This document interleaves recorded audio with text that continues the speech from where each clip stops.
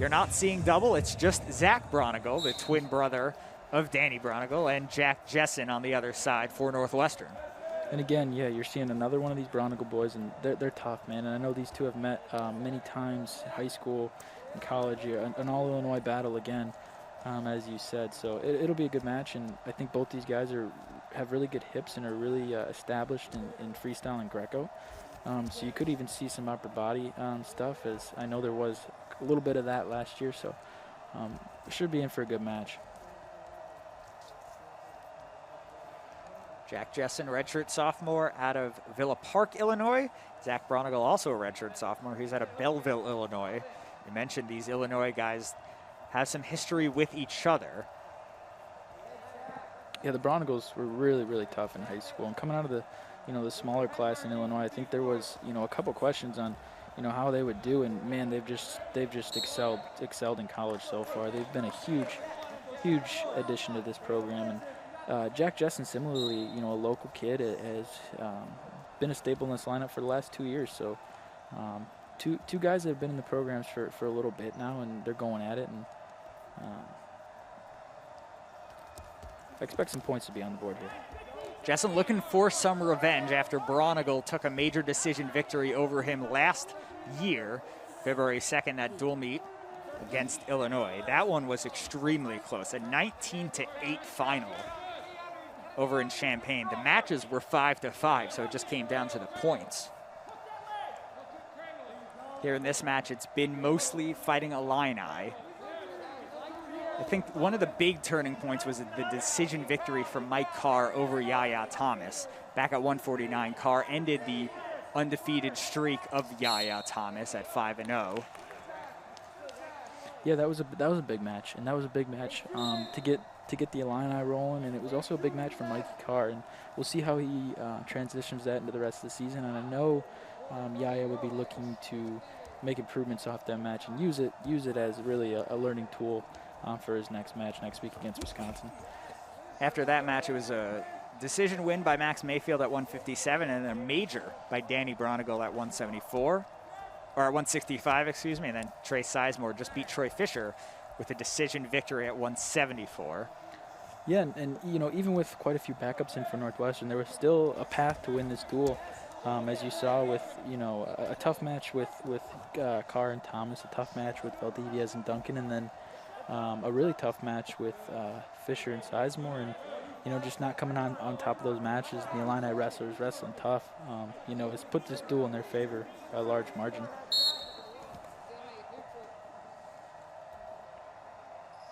Neutral here, this match stuck at 0-0, as we've seen a few matches in this duel stay at 0-0 for a little while. Points definitely at a premium here at 184. Braunagel on the aggression here. Jack Jessen with a nice sprawl. And as he gives Braunagel a headlock, that's going to do it for the first period. Yeah, and, I was clearly wrong earlier. As these guys have been real familiar with each other, I think they're both a little bit more hesitant to pull the trigger. We're wary about those reattacks and the upper body game of each other. So not a lot of points scored, as you were saying. 0-0 at the end of the first. I expect both these guys to get out, to escape. And I think really this match is going to come down to who can score on the feet. And again, as you've heard many, many times, the importance of a gas tank. It's in these close matches. You really see it in every single match that a guy like Ryan Deacon wrestles, who's at the top of the NCAA. He's got, one of the best gas tanks in the country, and it wins him a lot of matches. And it's just about being tough and putting that work in the practice room. Jack Jessen tends to wrestle a lot of these guys close, either one way or another. Zach Braunagel has been busy this season. He had an upset win over Nelson Brands of Iowa. Now Brands was number 6 at the time. Then he got upset by red-hot Owen Webster back on Friday night at Minnesota. So looking for a bit of a trampoline bounce back, Zach Braunagel is. Grabs those 2 takedown points after the escape earlier in the period. So he's up 3-0. And there's a little bit of that freestyle Greco background. You see a Russian tie, a 2-on-1. and he uses that, just shovels it right to a takedown, and a good takedown there by Braunagel. And yeah, you see, you know, he's had a good season so far, and Owen Webster's been taking some guys out, as you were saying. So, you know, that loss doesn't look too bad. And then, you know, taking out the guys that Braunagel has is, you know, he's had a great season, and this would be a big win for both of them. That was a close match, too, on Friday night against Webster. It was a 3-2 decision. This match as well looking like it'll come down to the third period. Riding time not a factor yet. It's currently at 37 seconds for Braunagel and ticking up. Yeah, Jessen's got to build a base here. There he goes. He's getting up to a base, and he's got to focus on getting his hips underneath of him, head up, and just getting up to his feet, you know. And right now he's getting turned. Braunagel's taking advantage of the fact that he's really got his hips glued to the mat, and his head is down. Zach Braunagel with those heavy hips, ending the period on top and swaggering over to the middle. Going to start the third period on top. You made a prediction back at the start of the second, Micah, that both guys would get escapes at the beginning of the respective periods, second and third. We'll see if that prediction holds true. With a 3-1 lead for Braunagel. He certainly will try to get this riding time up over a minute, and then you might see him let up the escape. But so far, it's been Braunagel. Right, yeah. As you see at the end of the last period, that prediction doesn't look great. Braunagel really held him down the end of that whole period. And again, like we talked about earlier, finishing periods on top is just so important. You know, because if Jessen could get a takedown in the third and make this match real close, you know, one of those escapes would be beneficial to him. But he's up here, so both guys get escapes when they got their choice at the beginning of the period. And he's got a gap to fill. He's also got to take him down with at least 23 seconds left to get that riding time down. So a big hill ahead of Jessen with how technically and positionally sound Zach Braunagel is, but it could happen nonetheless.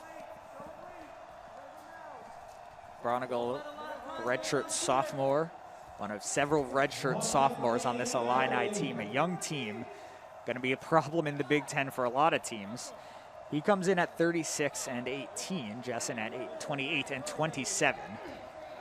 A single leg attempt by Braunagel, and Jessen's got a hold of the arm there, but good determination by Braunagel there. A good takedown by Braunagel, really a methodical match so far. You know, he's you know, dominated pretty much all three positions, and right now, you know, see if he puts a tough ride on top to finish this match with a riding time point, but he's wrestled really tough, and yeah, like you were saying, you know, even after the end of this match, you know, even with a lot of backups in, Northwestern has had some opportunities to steal some matches, to win some matches, and, you know, possibly steal this duel, even with a bunch of backups in, but, you know, Illinois just wrestled really tough, and as you can see now, the toughness of Zach Braunagel showing he's going to go for a major to secure some more points for his team.